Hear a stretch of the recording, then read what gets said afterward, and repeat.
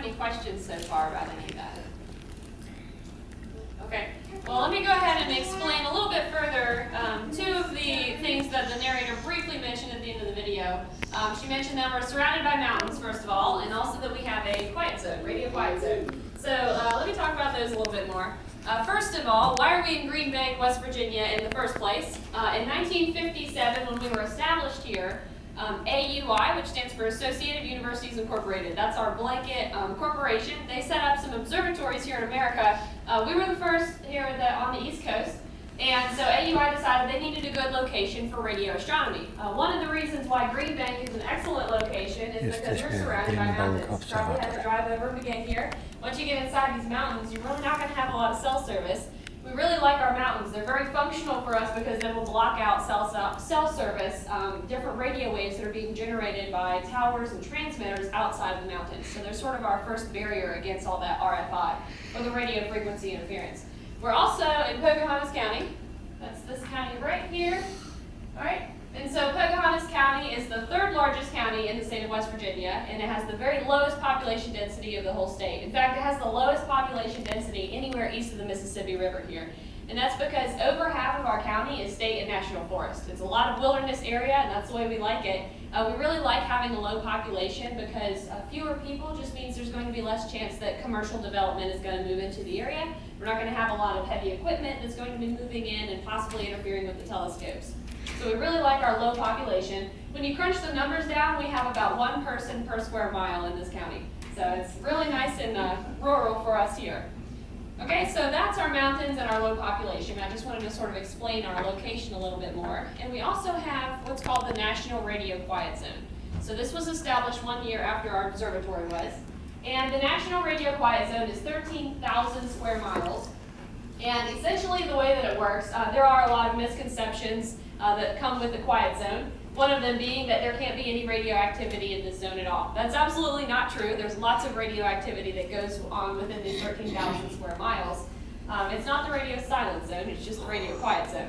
So the radio quiet zone essentially is governed by a law that regulates commercial transmission. So objects such as cell towers or transmitters, anything that's going to be a fixed transmitter set up by a company. So within this area, if a company wants to set up one of those fixed transmitters, they have to make sure that it's not sending signals to us and interfering with our data, just within this zone here.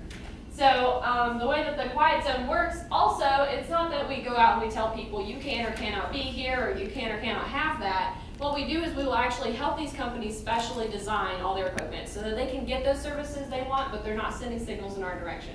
So companies usually don't find this area here within this range of mountains, within about an hour here, worth enough money to develop special towers in order to create cell service in this area. Because we have so few people, it wouldn't be worth the investment.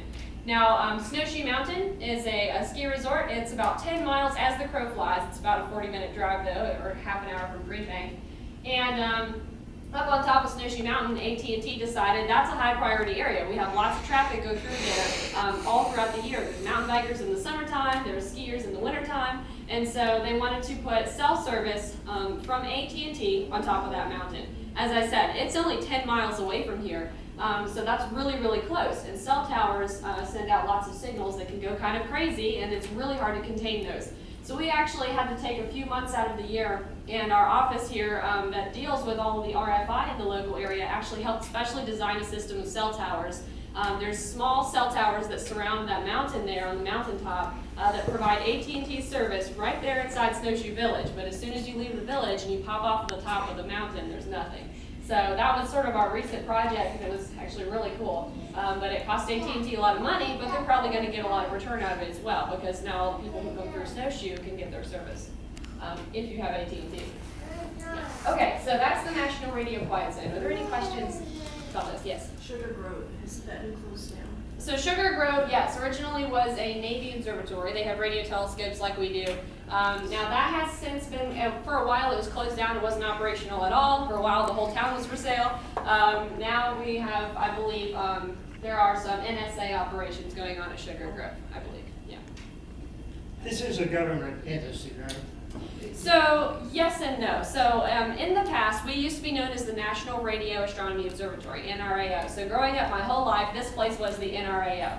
2 years ago, the government funding that we used to have, which was 100% of our yearly multi-million-dollar budget, dropped down to only 60%.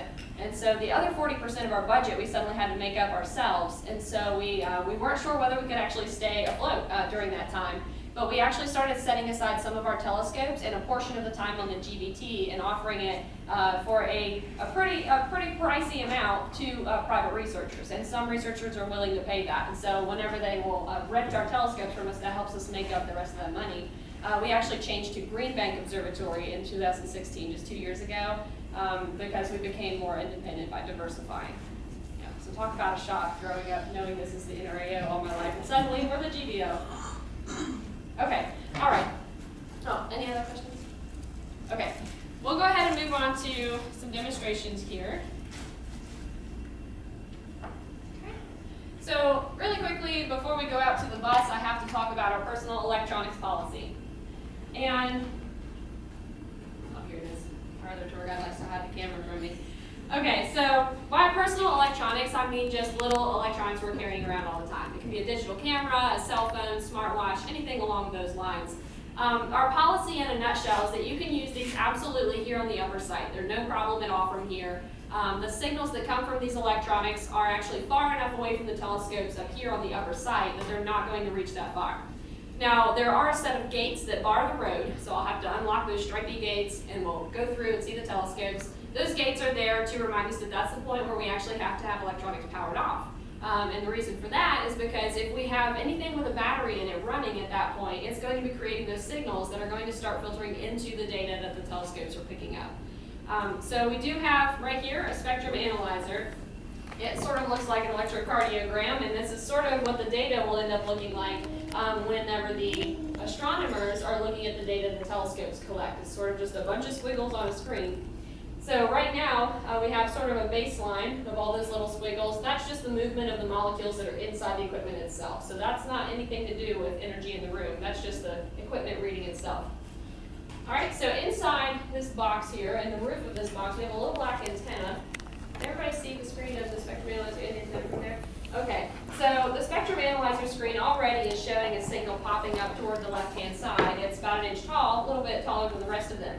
And so that little signal is actually just ambient energy that's in the room all the time. It's filtering into the box and that antenna is picking it up. We have lots of devices in this room already that are creating energy, including our projector. It's asleep, but it's still powered on. We have lots of lights. We have our exit signs. We have our computer. So all that energy is here all the time. So when a little bit of that filters into that box, the antenna can pick it up, and it will be displayed as a spike on that screen. Now, if I turn on this little digital camera, we'll be able to see the signals that it gives off. All right, so now we have multiple spikes that are about 2 inches tall. And so that's covering up some of the data if we were collecting astronomy data. So if I had this down at the GBT taking pictures of the telescope, I'd probably be ruining an astronomer's day somewhere because he would be seeing all these electronic signals that are much, much stronger than the cosmic signals he's trying to look at. So I don't want to do that. Now if I shut off this camera by turning off the battery, there we go. So all the signals have gone away again from the camera. Side note about cameras. So a lot of people sort of think that it's a no photography rule that we have. It's really just the electronics that are the issue. It's not photography at all. So if you have a film camera, an old disposable or an old 35mm film camera, you can use those all over our site. We don't mind if people take pictures. We're not being secretive and we don't want you to take pictures home. That's not the issue. It's really just that most of the time we use electronics to take pictures these days. And so it's just the electronics that becomes the issue. So that's sort of a separate side note that I wanted to make there. Okay, we also have a key fob here, and if you have your key fobs with you, don't worry about it. These actually don't send off signals unless you actively press a button. Even if you have one of those new automatic transmitter key fobs, it unlocks your car when you're within 30 feet or so. Those will stop transmitting once you're far enough away from your car to save its battery. Therefore, the battery goes dormant and it's not sending out signals. So don't worry about it either way. So let's press the lock button here. So that's a really tall signal, it goes all the way to the top of the screen. Yep.